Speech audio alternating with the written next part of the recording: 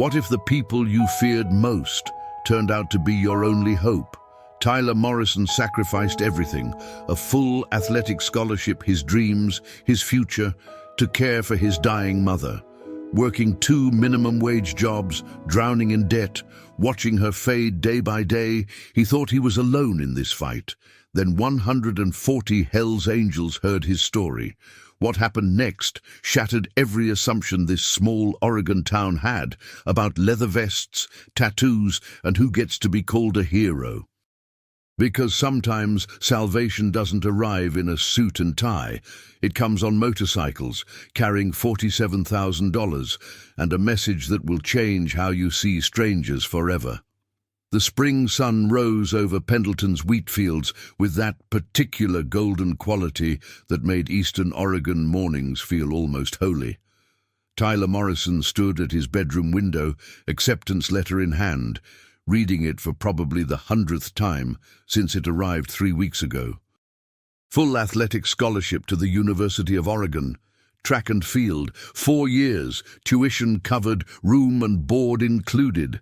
Everything he'd worked toward since freshman year, every early morning run, every afternoon of balancing homework with practice, every weekend meet across the state, all of it had led to this single piece of paper. The sound of retching from down the hall shattered the moment.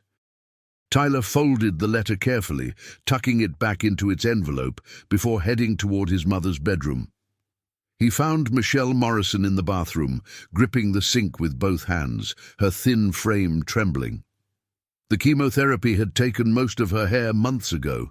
What remained hung in wispy strands around her gaunt face. She'd lost 40 pounds since the diagnosis last October. Pancreatic cancer, stage 4.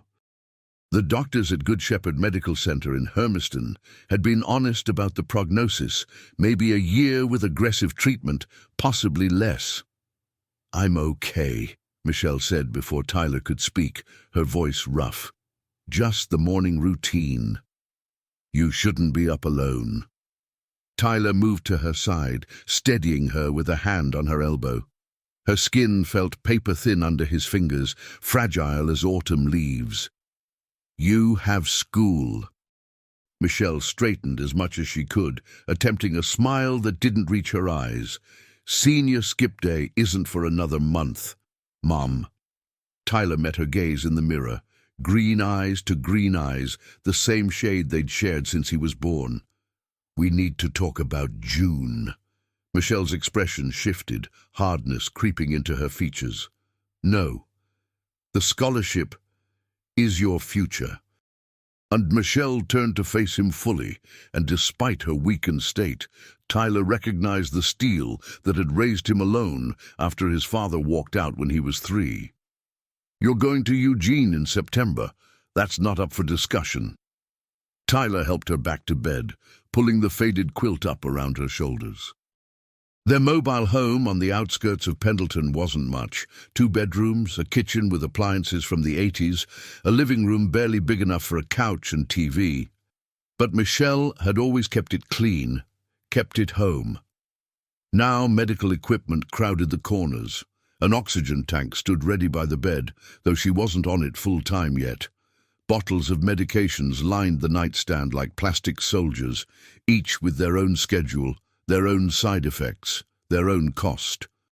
"The medical bills are already at $70,000, Tyler said quietly, sitting on the edge of the bed.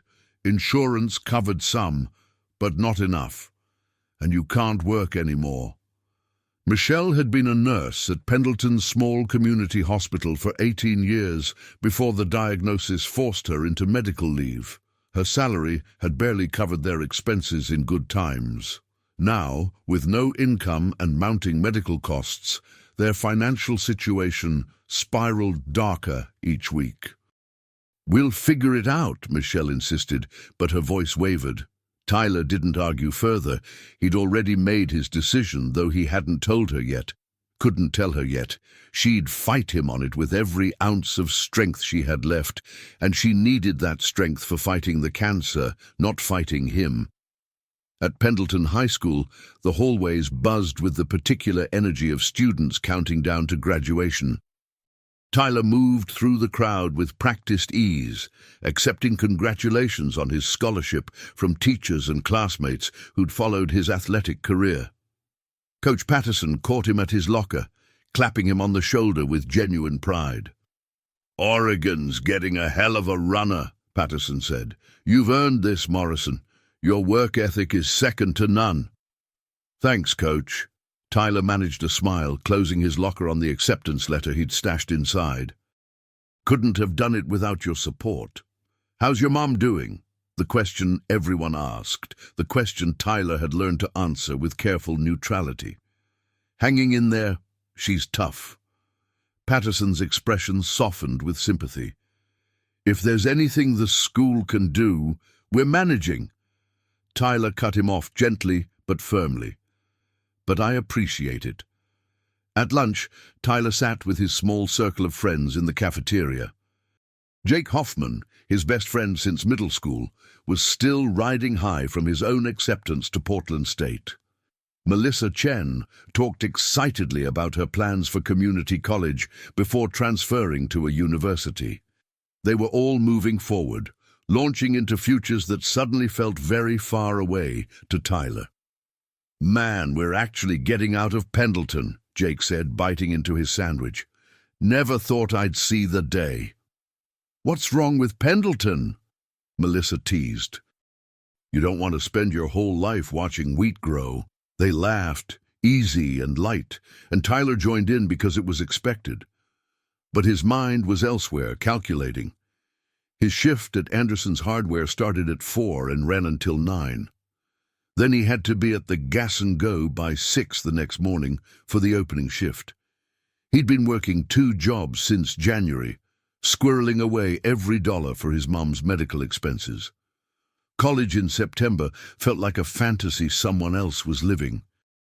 After school, Tyler drove their aging Honda Civic, 1998, odometer past 200,000 miles, across town to the hardware store. Dave Anderson, the owner, was a barrel-chested man in his 60s who'd given Tyler the job without hesitation when he'd asked in January. "Afternoon, Tyler," Dave greeted him from behind the counter. "Slow day so far. Might be a good time to reorganize the fasteners in aisle 3. Tyler worked steadily through his shift, helping customers, restocking shelves, learning the rhythms of manual labor. It was honest work, physical work, and it kept his hands busy while his mind churned through impossible mathematics. Medical bills plus living expenses minus his 2 minimum wage jobs equaled a shortfall that grew larger each month. The scholarship would have solved everything. His tuition and housing covered, maybe even a work-study position to send money home. But accepting it meant leaving his mum alone for weeks at a time, maybe months, meant not being there when she needed him most, meant potentially missing the end. The thought of missing the end made Tyler's chest tight. Around 7, the bell above the door chimed. Tyler looked up from the box of screws he was sorting to see a group of men enter. They wore leather vests, the kind that marked them immediately as motorcycle club members. Patches covered their backs and chests, club insignia, road names, various symbols Tyler didn't fully understand. Their presence changed the atmosphere in the store instantly. The 2 other customers browsing the paint section glanced over, expressions hardening with suspicion and barely concealed discomfort. Dave's voice carried from the counter, professional but noticeably cooler. "Help you gentlemen find something?" The man in front, probably in his 50s with a grey beard and weathered face, nodded, looking for some chain oil, heavy duty. "Aisle 7, halfway down on the left." Tyler kept his head down, continuing his work. He'd seen members of the motorcycle club around town before, hard not to, in a place as small as Pendleton. They had a clubhouse on the edge of town, and on weekends, the sound of dozens of motorcycles rumbling through Main Street was common enough. Most people gave them a wide berth. Rumors swirled about what the club did, ranging from the relatively tame to the criminally absurd. Tyler didn't know what was true and what was small-town gossip amplified by fear and prejudice. The men moved through the store, gathering supplies, speaking in low voices among themselves. One of them, younger than the others, maybe mid-30s, paused near where Tyler worked. "You do track at the high school?" the man asked. Tyler looked up, surprised. "Yeah. How'd you know?" "Saw you run at the state meet last year in Eugene. You placed third in the 1500, right? Hell of a finish." "Thanks." Tyler studied the man more carefully. Tattoos covered his arms, disappearing under his vest. But his eyes were clear and friendly, and there was no menace in his stance, just a guy making conversation. "Name's Carl," the man offered. "Carl Brennan. Used to run a little myself back in the day. Nothing competitive, just kept in shape." Tyler Morrison. They shook hands, and Tyler noted that Carl's grip was firm, but not aggressive. Just normal. Just human. "You heading to college for it?" Carl asked. The question hit Tyler like a physical blow, though he kept his expression neutral. "Still figuring that out." Carl nodded, seeming to sense the weight behind Tyler's words. "Well, good luck with whatever you decide, man. You've got real talent." The group paid for their supplies and left, the rumble of their motorcycles fading down Main Street, the other customers visibly relaxed, and Dave shook his head slightly. "Don't trust that crowd," Dave muttered when Tyler approached the counter. "They're trouble, mark my words." Tyler didn't respond. He'd found the interaction oddly normal, even pleasant. Carl had been genuinely interested in his running, had remembered his performance from a year ago. It didn't fit the narrative of dangerous criminals that seemed to follow the club around town. That night, after his shift ended, Tyler stopped at the all-night pharmacy to pick up his mum's latest prescription refill. The pharmacist, an older woman named Donna, handed over the bag with a sympathetic expression. "How's Michelle doing, honey?"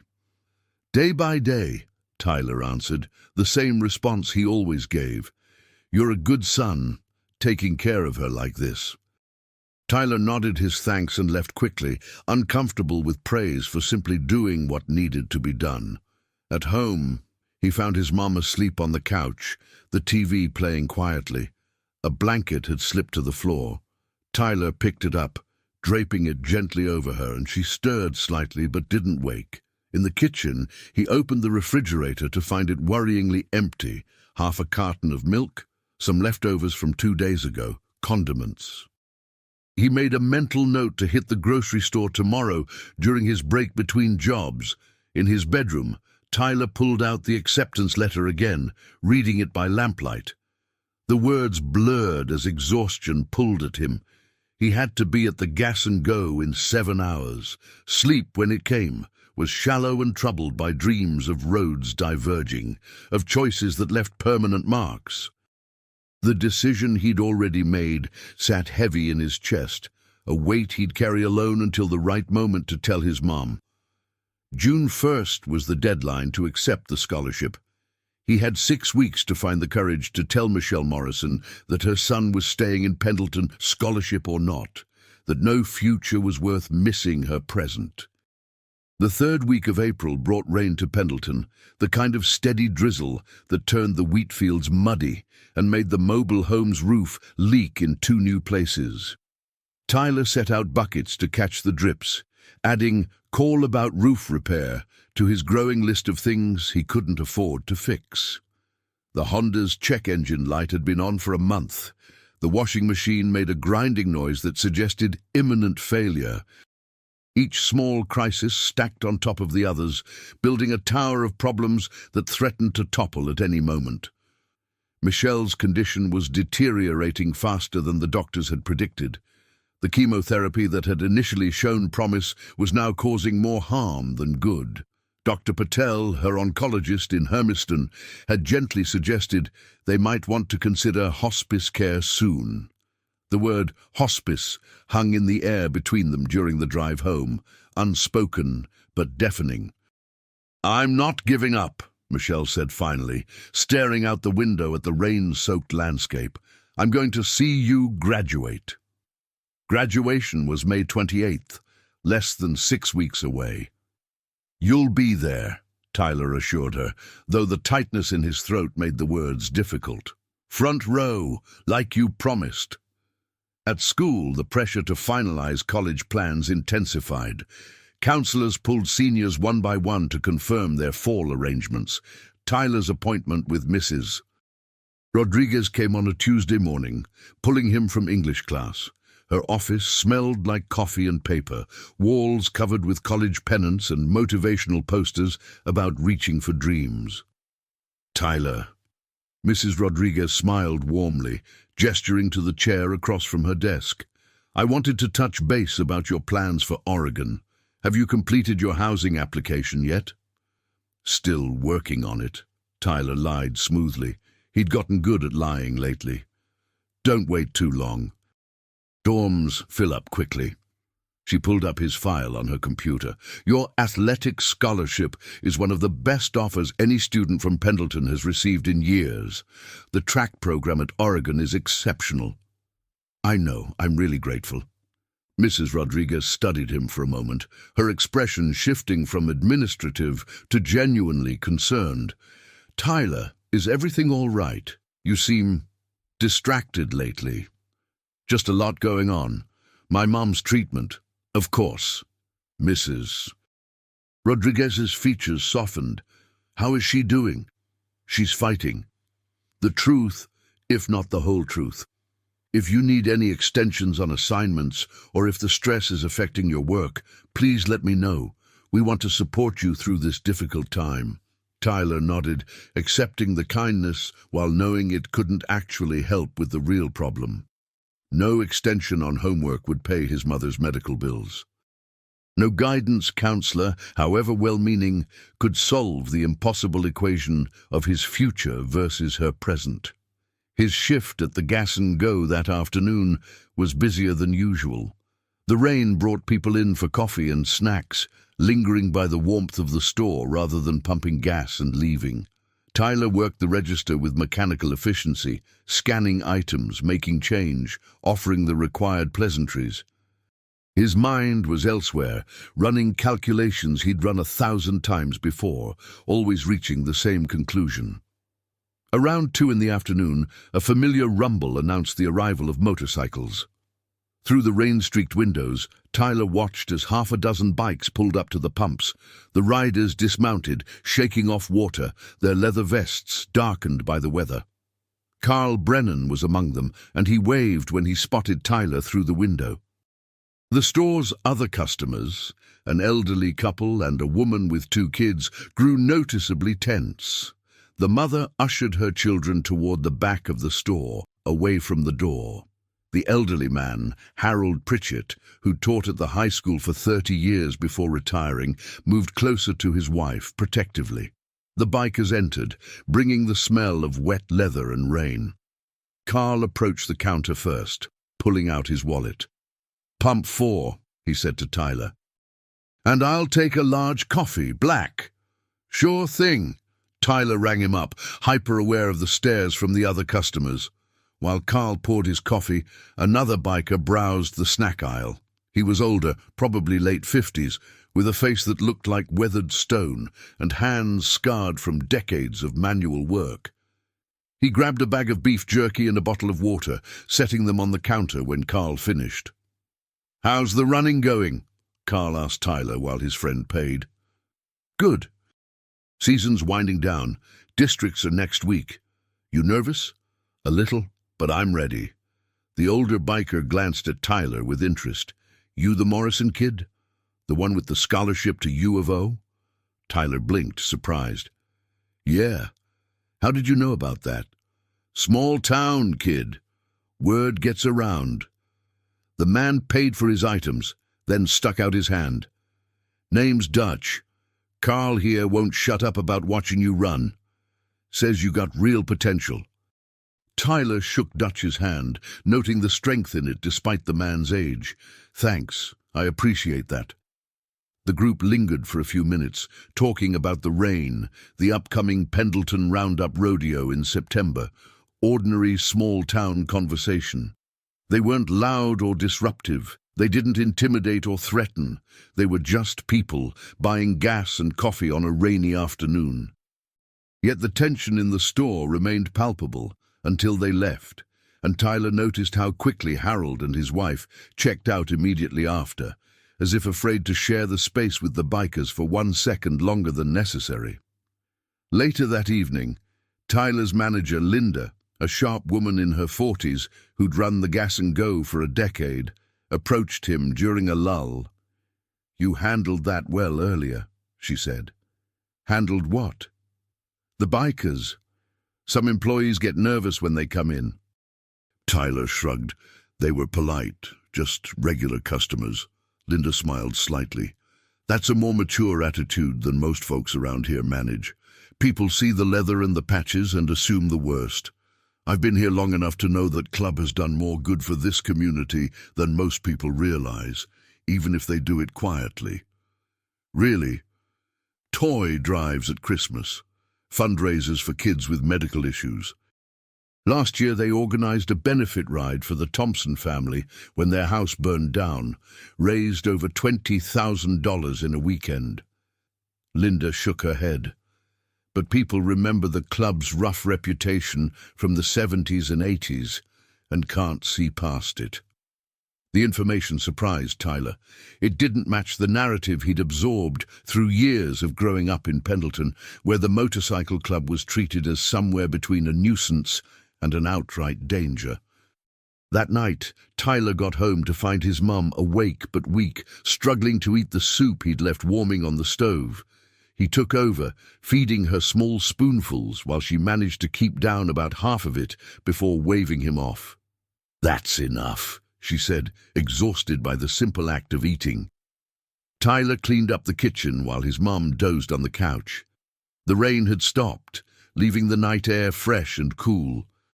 He stepped outside onto their small porch, breathing in the smell of wet earth and distant sage. The lights of Pendleton glowed softly in the valley below, familiar and confining all at once. His phone buzzed. A text from Jake. "Party at Miller's this weekend. You coming?" Tyler stared at the message for a long moment before responding, "Can't. Working." Jake sent back a sad face emoji, then, "Dude, you're working yourself to death. You need to live a little before graduation." Tyler didn't respond. Living felt like a luxury he couldn't afford right now. Every hour he wasn't working was an hour they fell further behind on bills. Every moment spent enjoying himself felt like time stolen from his mum, who had so little time left. The following Monday brought the deadline Tyler had been dreading. The University of Oregon required a formal acceptance of the scholarship by June 1st, now just over a month away. Tyler sat in his bedroom after his evening shift, the acceptance form open on his laptop. All it required was his digital signature, confirmation of his intent to enroll, and he'd secure his future. Track and field, college degree, a path out of minimum wage jobs and financial stress. All it would cost was leaving his dying mother. Tyler closed the laptop without signing. Tomorrow, he decided. He'd tell her tomorrow about his real plans. He'd waited too long already, trying to find the right words, the right moment. There was no right moment for this kind of conversation. But when tomorrow came, Michelle was too sick to get out of bed. A bad reaction to her latest round of chemotherapy left her vomiting and feverish. Tyler called in sick to both his jobs, spending the day alternating between cool compresses on her forehead and helping her sip water when she could keep it down. Doctor.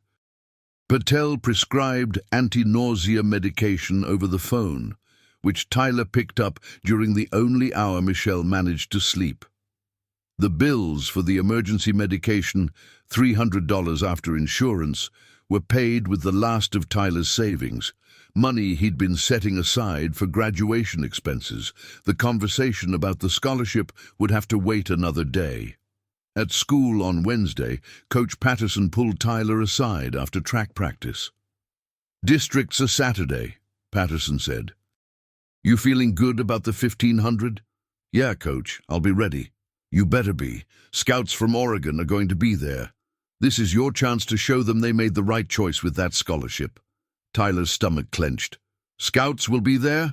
Absolutely. They want to see you compete one more time before you're officially part of their program. So bring your A game, Morrison.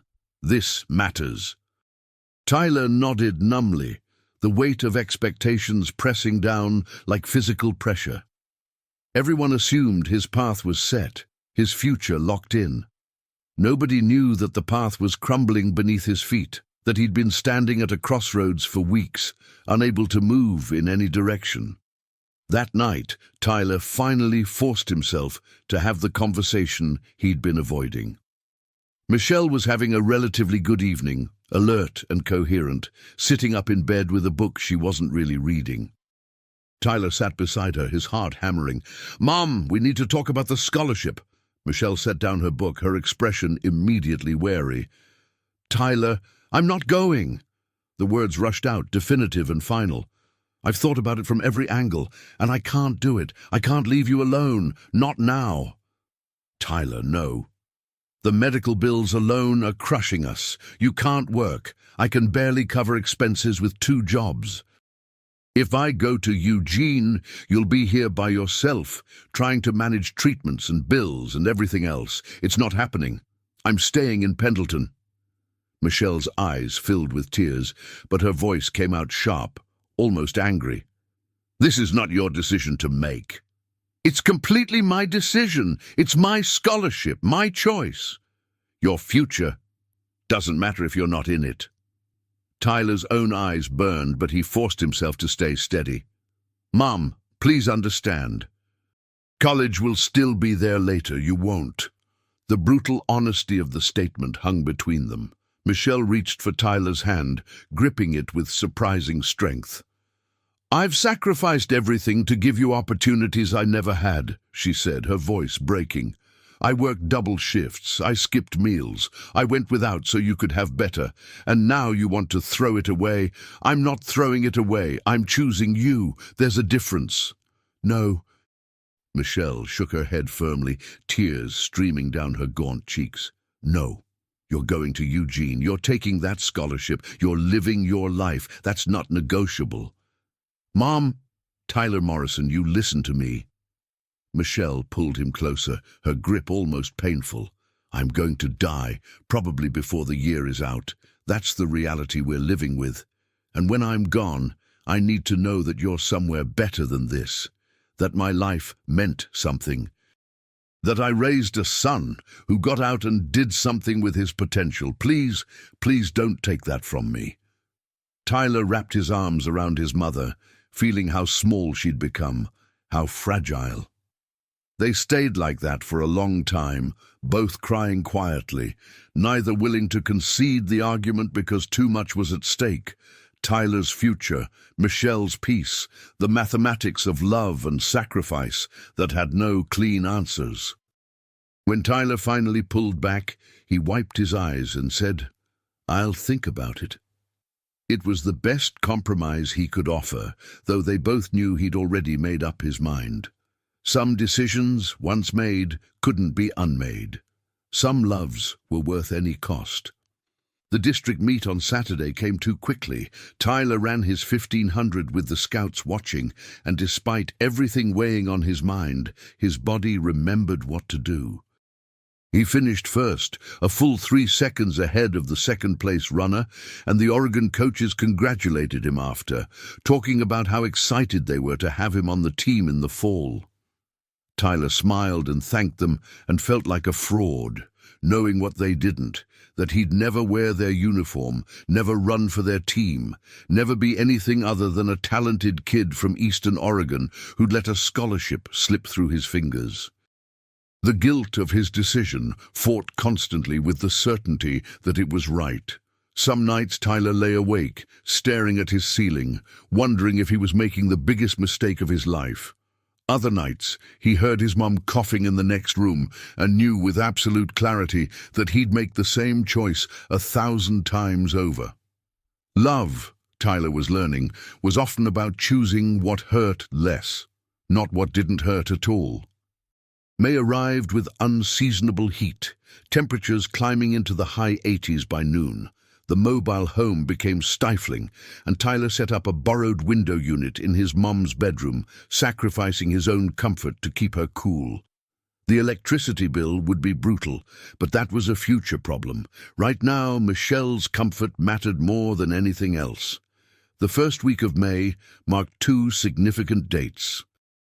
On May 3rd, the deadline to formally decline the University of Oregon scholarship passed. Tyler sent an email to the athletic department, brief and professional, stating that he wouldn't be able to accept their generous offer due to family circumstances. Coach Patterson called him that evening, his voice a mixture of confusion and disappointment. "Tyler, what the hell is going on? The scouts were thrilled with your performance at districts. Why would you turn down this opportunity?" "I can't leave my mom right now, Coach. She's really sick." "I know that, and I'm sorry, but Tyler, this is your future. There are resources, programs that can help with her care while you're at school." "It's my decision, Coach. It's done." The silence that followed stretched uncomfortably before Patterson sighed heavily. "This is a mistake, son. A huge mistake. But I respect that it's your choice to make. If you change your mind, I won't. But thank you for everything." After hanging up, Tyler felt hollow. He'd expected relief at finally making the decision official, but instead, he just felt tired. Tired and trapped and wondering if his mom was right, if he was throwing away his future for nothing.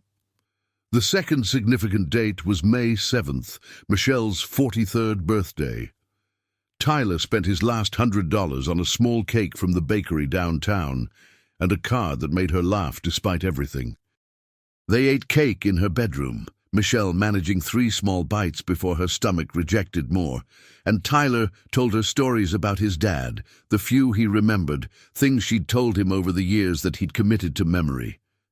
"He would have been proud of you," Michelle said quietly, her voice weak but steady, "even if he wasn't man enough to stick around." "I got the good parent," Tyler replied. "I'm not missing out." Michelle smiled, but tears tracked down her face. "I'm sorry I'm ruining your life.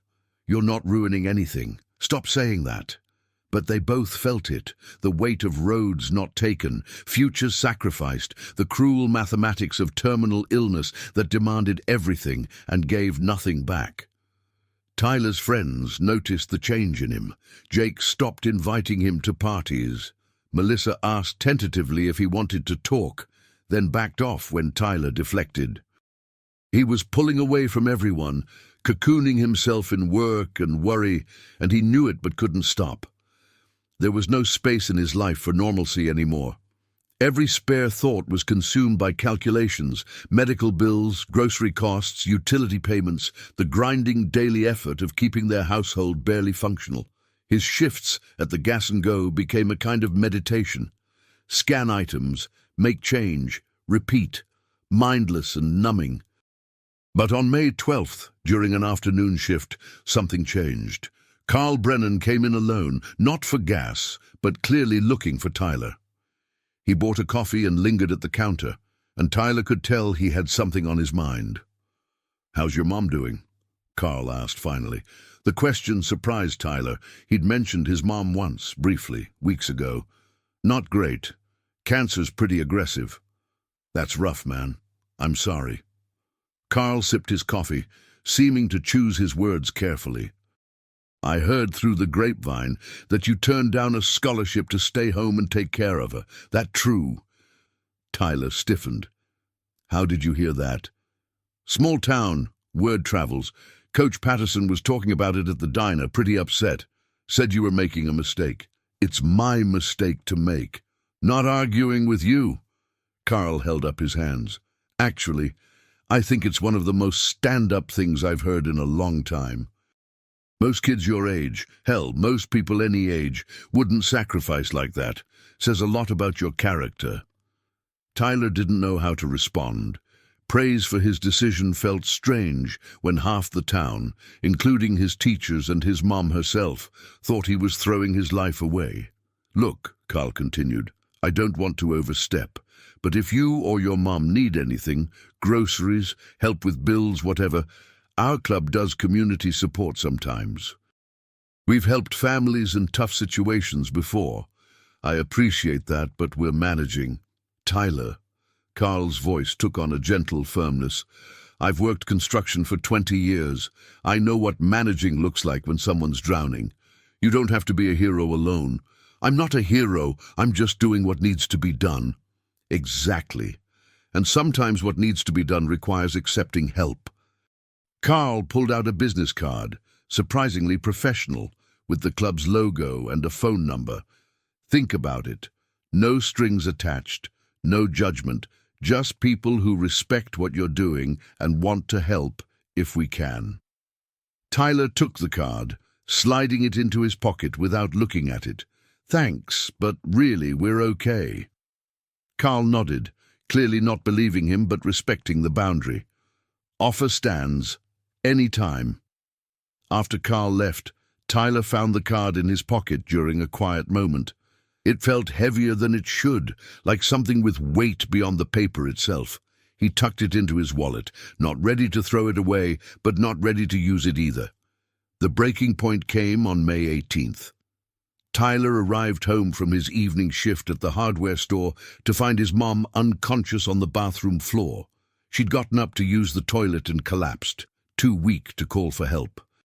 Tyler's hands shook as he dialed 911, his training from a high school first aid class kicking in automatically. Check breathing, check pulse, recovery position. Michelle was alive, but unresponsive, her breathing shallow and rapid. The ambulance ride to Good Shepherd Medical Center in Hermiston felt like it took hours, though it was only 23 minutes. Tyler sat beside his mom, holding her hand, watching paramedics work with efficient urgency. At the hospital, nurses rushed Michelle into treatment, while doctors peppered Tyler with questions he mostly couldn't answer. Insurance information, current medications, recent symptoms. We're going to need to admit her, Dr. Patel said after examining Michelle. She's severely dehydrated, and her potassium levels are dangerously low. How long has she been this week? A few days, maybe a week. She always says she's fine. Dr. Patel's expression was kind but serious. Tyler, your mother's body is shutting down. The chemotherapy isn't working anymore, and it's causing more damage than the cancer at this point. We need to have a conversation about next steps. What kind of next steps?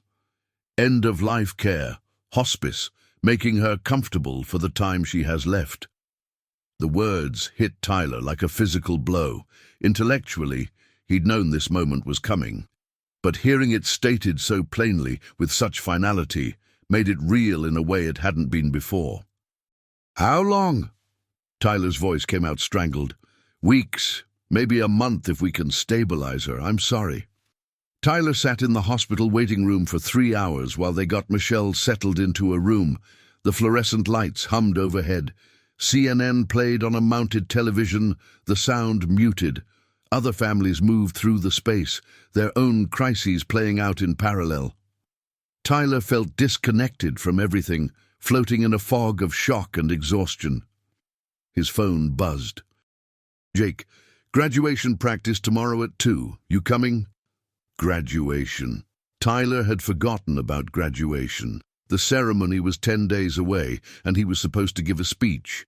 Something about futures and opportunities written weeks ago, when those concepts still felt real.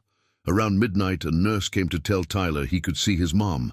Michelle was awake, hooked to multiple IVs, looking smaller than ever in the hospital bed. I'm sorry, she whispered when Tyler sat beside her. For what?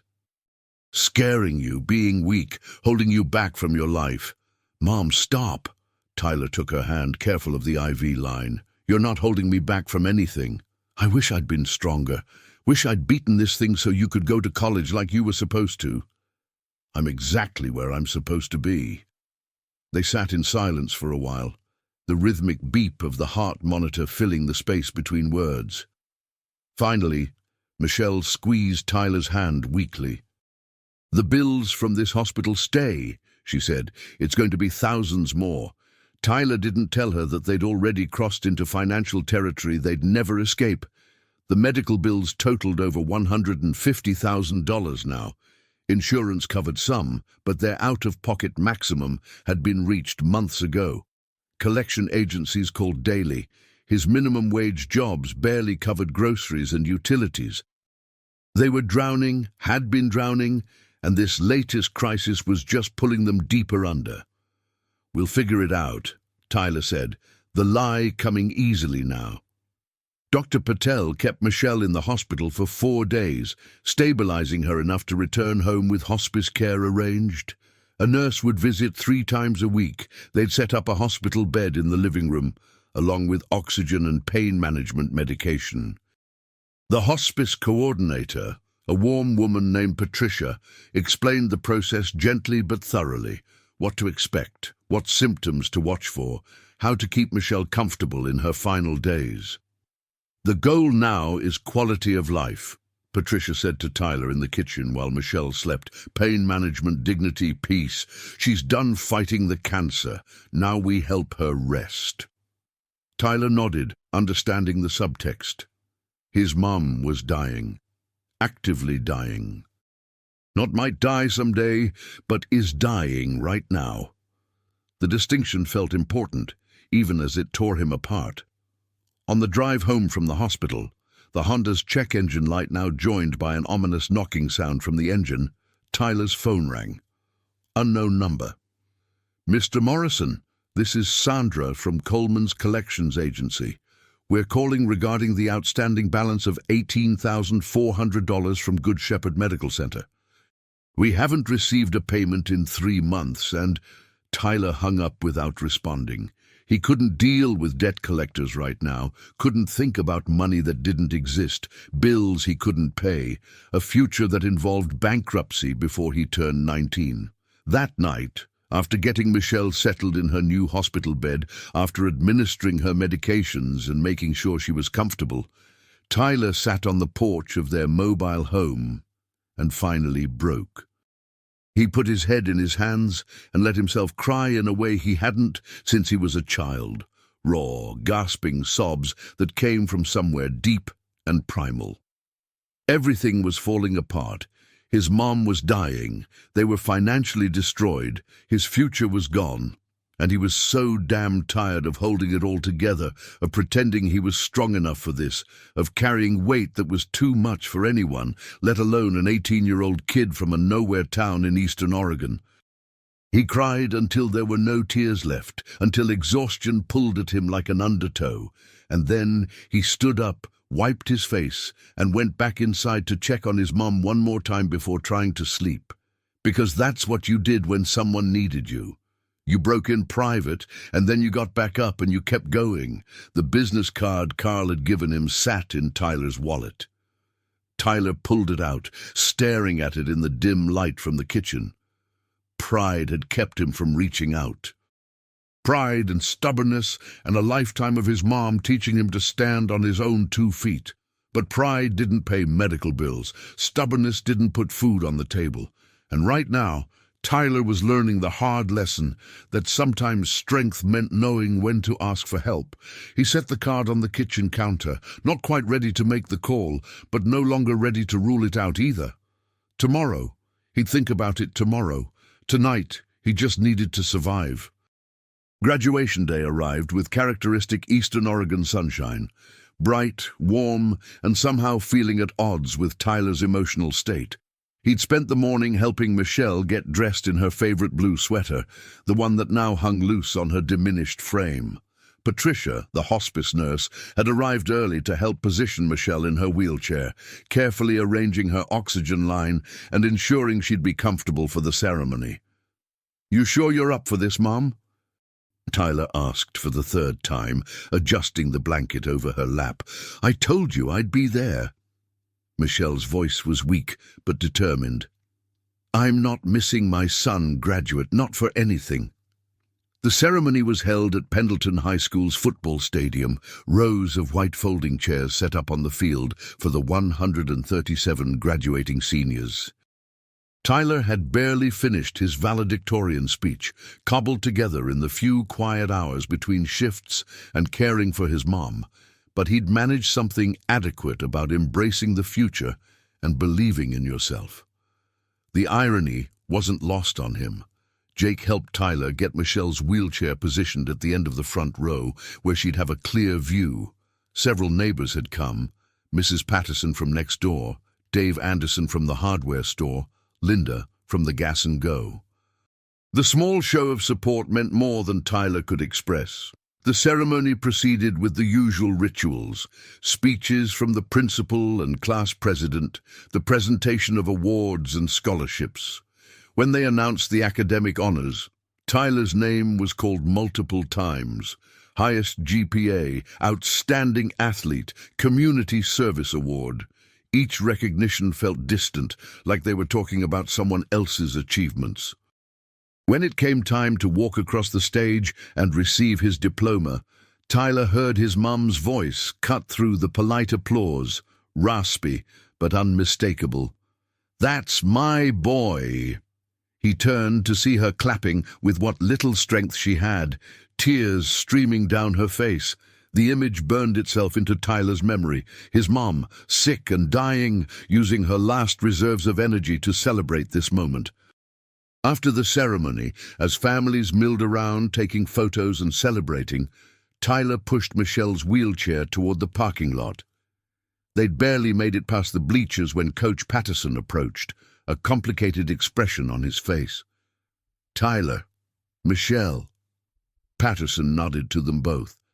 "Congratulations, Tyler. You earned every one of those honors." "Thanks, Coach." Patterson hesitated, then continued. "I know I gave you a hard time about turning down Oregon. But watching you here today, seeing how you've handled everything with your mom, I was wrong. You made the right choice. The only choice. I'm sorry I didn't see that sooner." The apology caught Tyler off guard. "I appreciate that, Coach." "You're a good man, Tyler Morrison. Better than most twice your age. Your mother should be proud." "I am," Michelle said softly. "So proud." They made it home by early afternoon.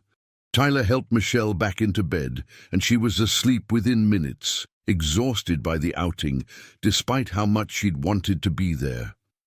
Tyler sat in the kitchen, still wearing his graduation robe, staring at the pile of medical bills and collection notices that seemed to multiply daily. His phone buzzed. A text from an unknown number. "Tyler, this is Carl Brennan. Heard you graduated today. Congratulations, man. Offer still stands if you need any help. No pressure." Tyler stared at the message for a long time. Pride and desperation warred inside him. He'd been raised to handle his own problems, to not be a burden, to stand tall on his own. But he was drowning, and his mum was dying, and maybe, just maybe, accepting help wasn't weakness but survival. He typed back slowly, "Thanks. Actually, yeah, we could use some help." Carl's response came immediately. "Say no more. I'll make some calls. Is tomorrow afternoon good?" "Few of us could come by, talk about what you need." Tyler agreed, gave his address, and then sat back feeling strange. Relieved, but also terrified. What if this was a mistake? What if accepting help from the motorcycle club came with strings he couldn't afford? But the alternative was doing nothing, watching his mom suffer in discomfort because they couldn't afford better care, letting the bills pile up until they lost everything. The next afternoon at 3, Tyler heard the distinctive rumble of motorcycles approaching. He stepped out onto the porch to see not the 3 or 4 bikes he'd expected, but at least a dozen, maybe more. They pulled up along the road in front of the mobile home park, engines cutting off one by one. Carl dismounted first, followed by Dutch and several others Tyler had seen around town but never spoken to. "Hey, Tyler." Carl approached the porch, pulling off his sunglasses. "I hope we didn't overwhelm you. Word got out about what's going on, and a lot of the guys wanted to help."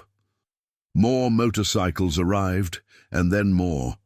Tyler watched in disbelief as the number grew from a dozen to 20 to 30. Men and women ranging in age from early 20s to late 60s, all wearing their club vests, all parking along the street and making their way toward the mobile home. "How many people are coming?" Tyler asked, stunned. "Well," Dutch said, arriving on the porch with a grin, "when we told the club about your situation, kid giving up his scholarship to care for his dying mom, working 2 jobs, drowning in medical debt, people wanted to do something. We made some calls to other chapters, Hermiston, LeGrand, Walla Walla, even Boise. Looks like we got a pretty good turnout." The number kept growing. 40 bikes, 60, more. They lined the street as far as Tyler could see, their engines creating a symphony of rumbling thunder that brought neighbors out of their homes to watch. Some faces showed fear or suspicion, others curiosity. But Tyler was too shocked to care what anyone else thought. A woman in her 50s approached the porch, her vest covered in patches. "I'm Doris," she said, extending her hand. "Lost my own mum to cancer 10 years ago. Know what you're going through. We're here to help however we can." "I don't understand," Tyler said, overwhelmed. "I barely know Carl. Why would all of you—" "Because that's what we do," Dutch interrupted gently. "Our club gets a bad reputation. People see the vests and the bikes and think we're criminals or thugs. But our core mission has always been helping our community, especially families in crisis. We're not here to judge or make you feel small. We're here because what you're doing for your mother is exactly the kind of thing that matters." Carl stepped forward with a large envelope. "We took up a collection. Every member contributed what they could. Some gave $10, some gave 100. We've got chapters from all over the Pacific Northwest represented here. Tyler, there's over $47,000 in this envelope. It's not a loan. It's not charity. It's us doing what we can to help a good kid take care of his mom without destroying his future."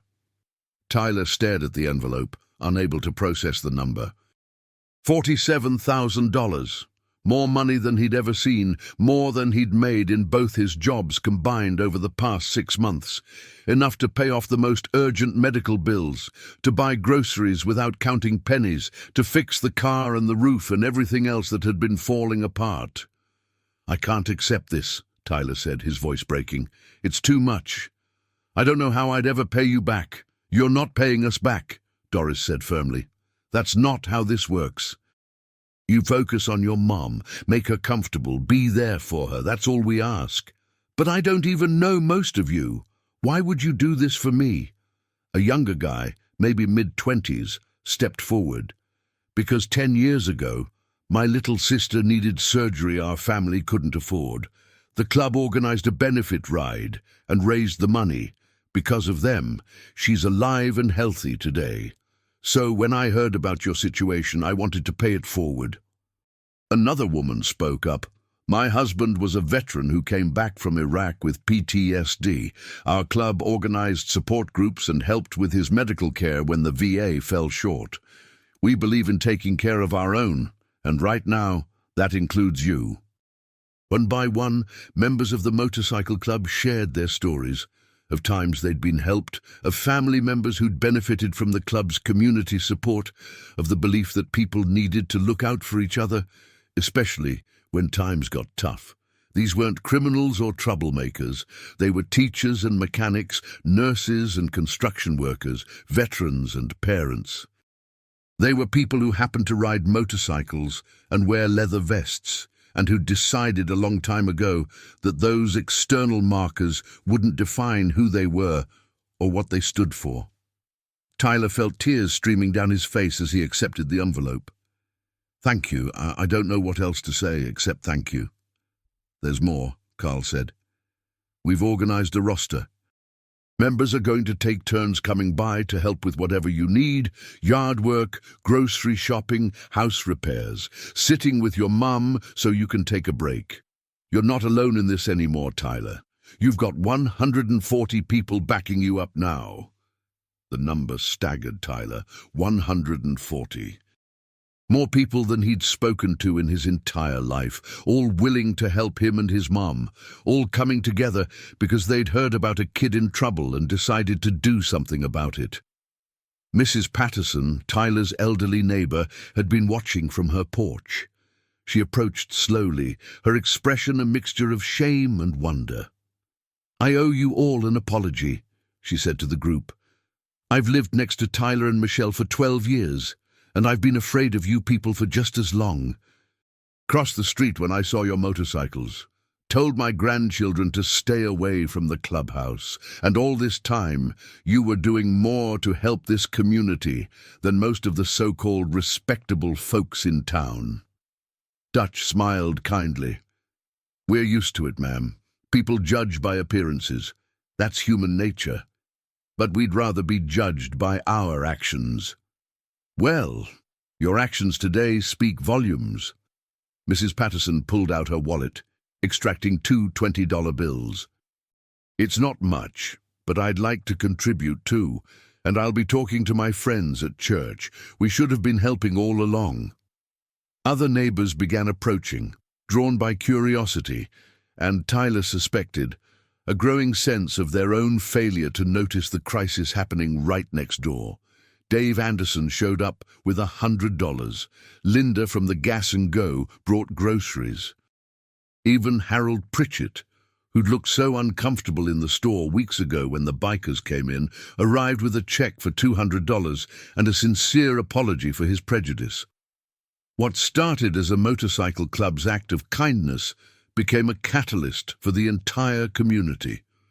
People who'd avoided Tyler and his mom, perhaps from discomfort with illness, perhaps from the awkward uncertainty of how to help, suddenly found their opening. The bikers' bold action shamed the town into recognizing its own capacity for compassion. Inside the mobile home, Michelle had woken to the sound of motorcycles and made her way to the window with her walker. Tyler brought her outside, wrapping her in blankets against the evening chill, and she watched with tears streaming down her face as 140 bikers, plus a growing number of regular townspeople, stood in solidarity with her family. "I judged these people," Michelle said softly to Tyler. "Saw them around town and thought they were trouble, and they're the ones who showed up when we needed help most." Carl overheard and approached Michelle's wheelchair. "Ma'am, I'm Carl Brennan. Just want to say you raised one hell of a son. What he's doing for you, giving up his scholarship, working himself to the bone, that's love. Pure and simple. And that kind of love deserves support." "Thank you," Michelle managed through her tears. "Thank you all so much." The gathering continued into the evening. Someone had brought a grill, and burgers and hot dogs appeared. Coolers of soft drinks materialized. What had started as a somber act of charity transformed into something else, a celebration of community, of people coming together across divides of appearance and prejudice to recognize shared humanity. Tyler moved through the crowd in a daze, accepting hugs and handshakes, hearing stories from club members about their own struggles and triumphs. He learned that Dutch was a retired firefighter who'd spent 25 years saving lives, that Doris was a school teacher who'd taught third grade for 3 decades, that Carl volunteered at the animal shelter and coached Little League.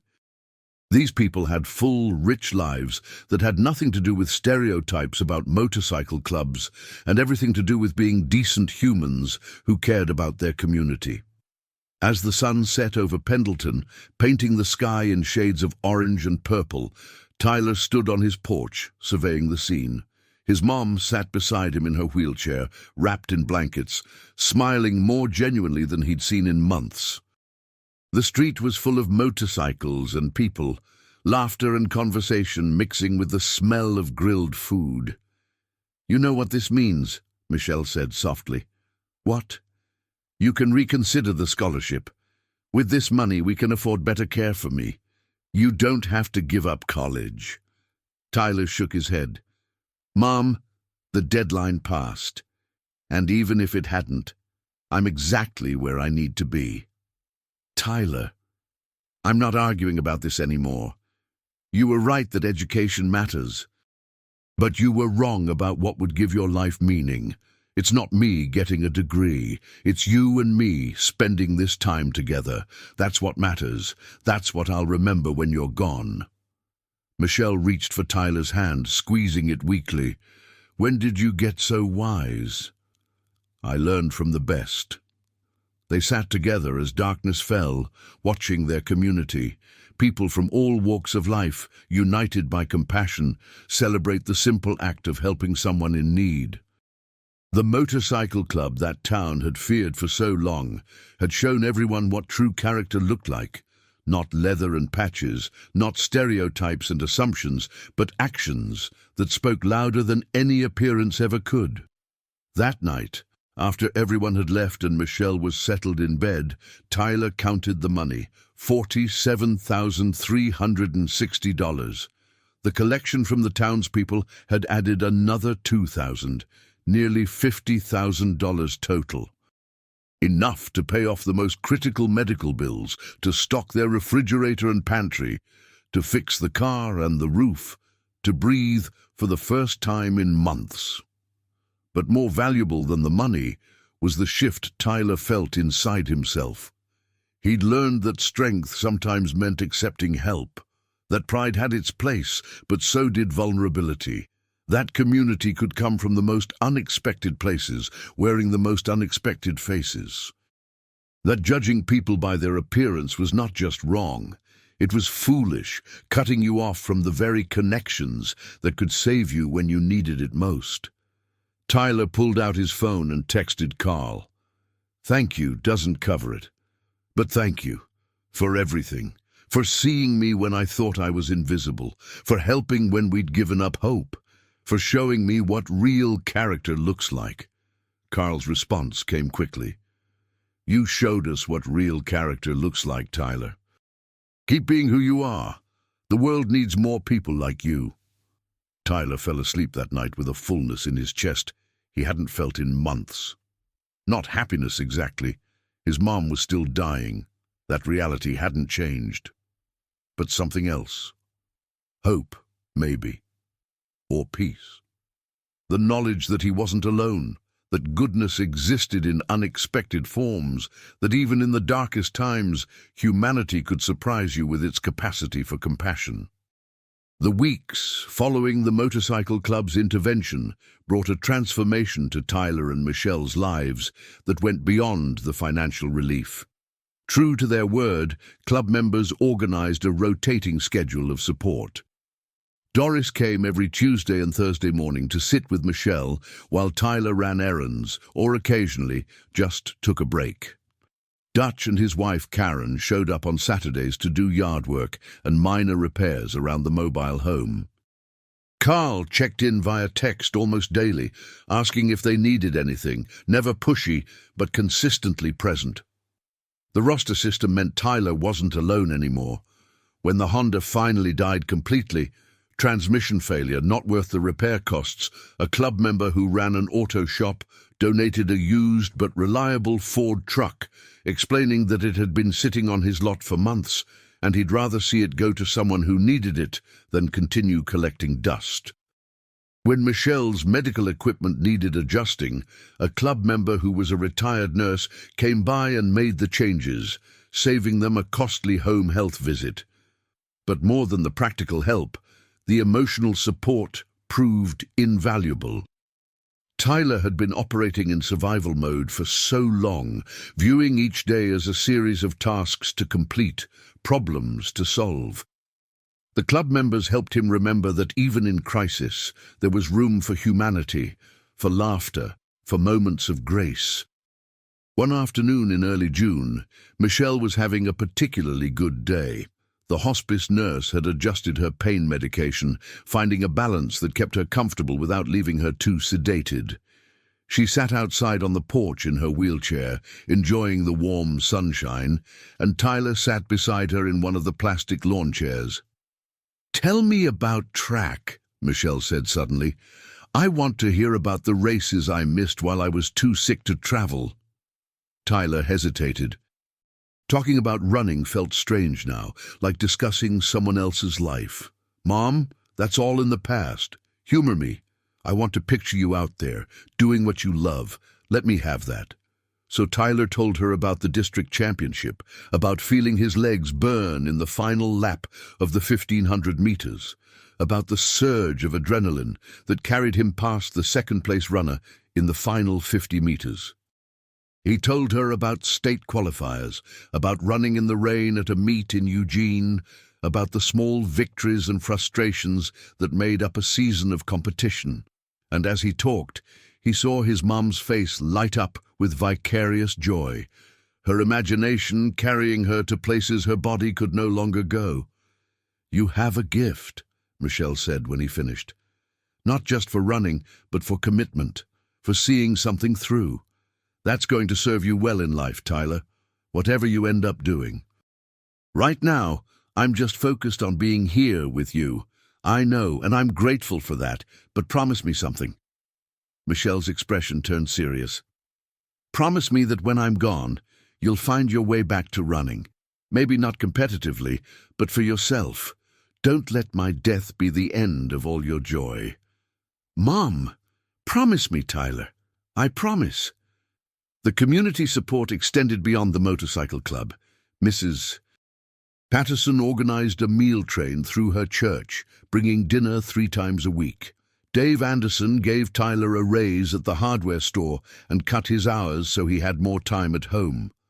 Linda did the same at the Gas and Go. Even Harold Pritchett, who'd been so uncomfortable around the bikers initially, stopped by regularly to play chess with Michelle on her good days, giving Tyler brief respites to shower or sleep or just breathe. Tyler watched the transformation in his neighbors with a mixture of gratitude and sadness. Why had it taken a crisis and the bold action of people they'd all prejudged to bring out this compassion? Why couldn't they have offered help months ago when Tyler was drowning in isolation and exhaustion? But he pushed those thoughts aside. Timing didn't matter now.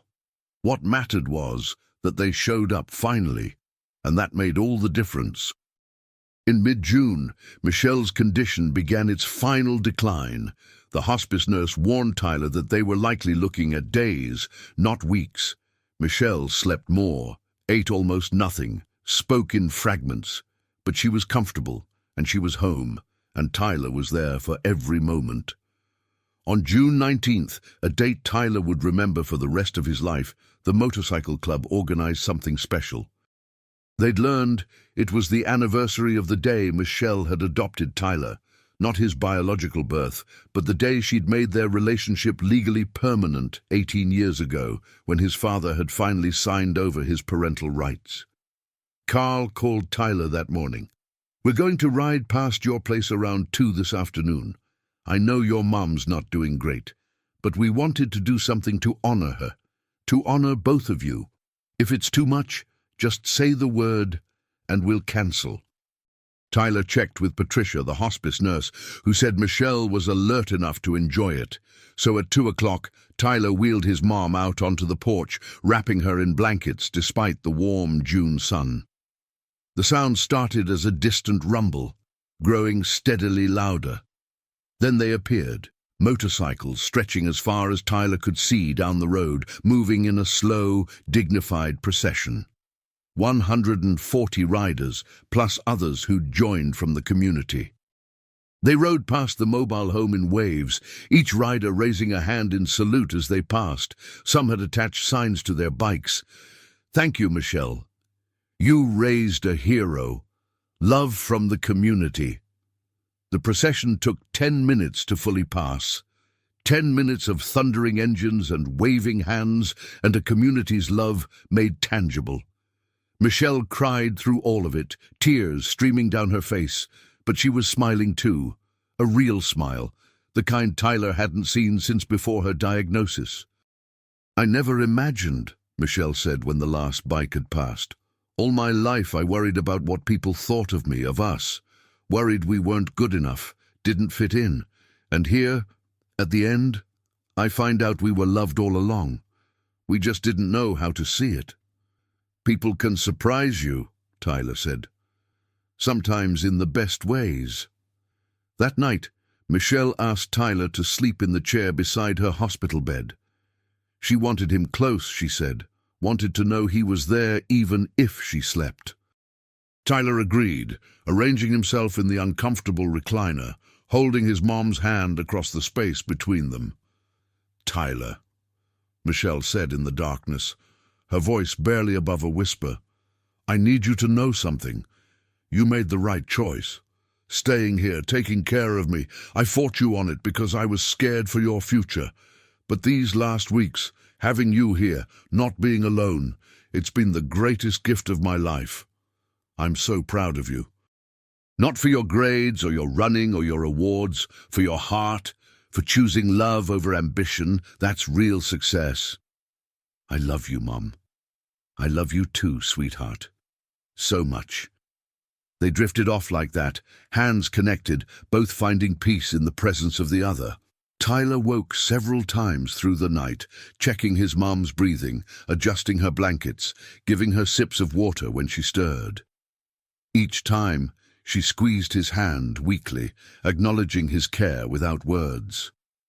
Michelle Morrison passed away peacefully at 4:17 in the morning on June 21st, the summer solstice, with her son holding her hand. Tyler felt the moment she left, the particular stillness that comes when a spirit departs, leaving only the shell behind. He sat with her body for an hour, crying quietly, saying goodbye to the woman who'd shaped every good part of who he was. Patricia arrived at dawn, called by Tyler's shaking voice on the phone. She made the necessary calls, handled the logistics of death with practiced compassion. The funeral home came. Mrs. Patterson appeared with coffee and gentle words. And then, by some combination of small-town communication networks and genuine love, the motorcycle club started arriving. Carl was first, pulling up on his bike just as the sun fully cleared the horizon. He didn't say anything, just pulled Tyler into a fierce hug and let him cry. Dutch and Doris came next, then more members, until Tyler's small mobile home was surrounded by motorcycles and people who'd barely known his mom, but who'd chosen to care anyway. "We'll handle the funeral costs," Dutch said. "Already talked to Morrison Funeral Home. It's covered, all of it."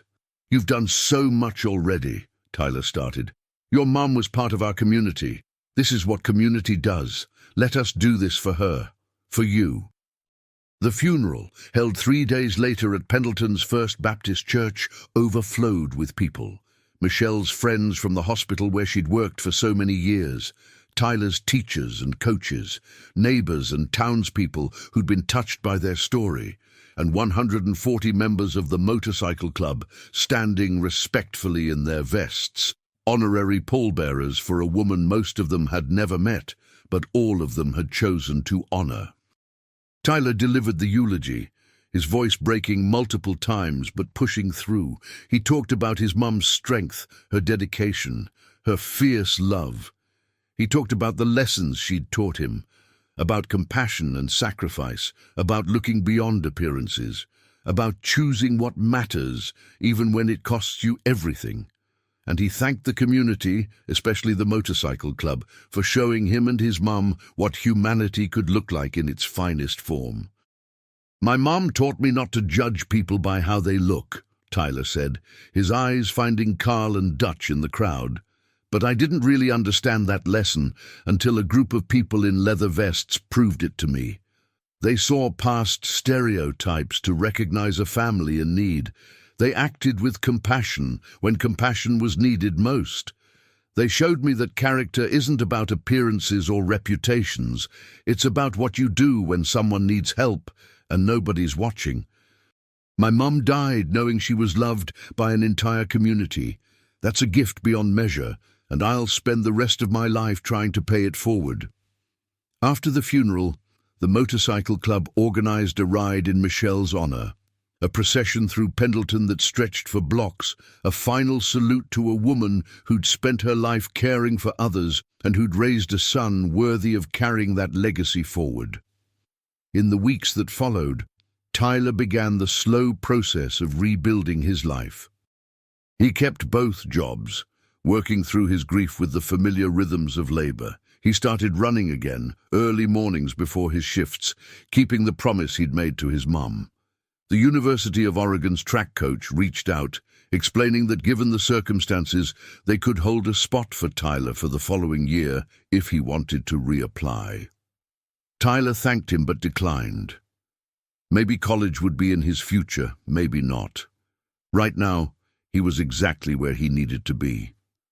Carl offered Tyler a position at his construction company, better pay, full benefits, steady work. Tyler accepted, grateful for the opportunity and the mentorship. He moved out of the mobile home, too many memories, too much pain, and rented a small apartment in town with help from Mrs. Patterson, who co-signed his lease and refused to hear any talk of repayment. But the most significant change was internal. Tyler Morrison, who'd learned to judge the world through the lens of his own suffering, who'd built walls around his heart to protect himself from more pain, discovered that those walls had kept out light as much as they'd kept out darkness. The motorcycle club had torn those walls down, showing him that vulnerability wasn't weakness, that accepting help was its own form of strength, that the people you most feared could sometimes be the ones who saved you. 6 months after his mom's death, on a crisp December morning, Tyler ran the Pendleton River Run, a local 10K he'd competed in during high school. He wasn't running for scholarships or accolades or any external validation. He was running because movement was healing, because his mom had asked him to find his way back to joy, because after everything, he was still here, still breathing, still capable of experiencing beauty. As Tyler crossed the finish line, not first, not even close, but completing the race with his whole heart, he saw them, 50 members of the motorcycle club, standing at the finish with signs, "Run, Tyler, run! Michelle's pride!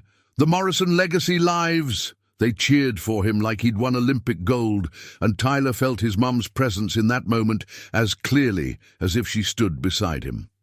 Carl met him with a bottle of water and that familiar, genuine smile. "Your mum would have loved this, seeing you out here, living fully, not letting grief destroy you." "I learned from the best teachers," Tyler said, "from her and from all of you." "You planning to keep running?" "Yeah. Not sure where it'll lead, but I'm not done yet." "Good man." Carl clapped Tyler on the shoulder. "That's all any of us can do. Keep moving forward even when it's hard. Especially when it's hard." Tyler looked around at the crowd, at the leather vests and the tattoos, at the people who'd shattered every stereotype he'd ever held, at the community that had formed around him when he'd needed it most. He thought about his mom, about the scholarship he'd given up, about the path his life had taken that was nothing like what he'd planned, but somehow exactly right. Life, Tyler had learned, wasn't about the plans you made or the futures you imagined. It was about showing up for the people you loved, about recognizing goodness in unexpected places, about letting yourself be saved when salvation wore a leather vest and rode a Harley. It was about understanding that true character had nothing to do with appearances and everything to do with actions, with choices, with the courage to love even when love demanded sacrifice. Tyler Morrison didn't go to the University of Oregon on an athletic scholarship. He didn't become a famous runner or an Olympic athlete. He became something better, a man who understood that strength sometimes meant surrendering, that wisdom often came from those society dismissed, that the most profound lessons were taught not in classrooms, but in the crucible of real life, real loss, real love. And when people in Pendleton saw those motorcycles riding through town, they no longer saw a threat. They saw a community that looked after its own, that lived by a code of honor most people only talked about, that proved every single day that you absolutely could not judge a book by its cover or a human being by the clothes they wore. Tyler's mom had wanted him to have a bright future, and he did. just not the one either of them had originally imagined. Instead, he had something more valuable, a present filled with purpose, a community that had his back, and the unshakable knowledge that he'd made the right choice when it mattered most. Some scholarships are academic, some are athletic. But the most important one, Tyler learned, was the scholarship of human connection, learning to see people for who they truly were, to accept help with grace, to give back with generosity, and to understand that real wealth had nothing to do with money and everything to do with the relationships you built and the lives you touched. His mom's death had taken away his plans. But the motorcycle club had given him something infinitely more precious, a new way of seeing the world, where leather and kindness weren't contradictory, where the people you feared could become family, where love could arrive on the rumble of 100 engines, carrying compassion instead of judgment. Tyler Morrison ran that December morning not away from anything but towards something, a future built on the foundation his mother had laid and the community had reinforced. A future where appearances meant nothing and actions meant everything. A future where 140 unlikely angels in leather vests had proven that humanity, at its core, was still capable of breathtaking goodness. And in that goodness, Tyler found his way forward.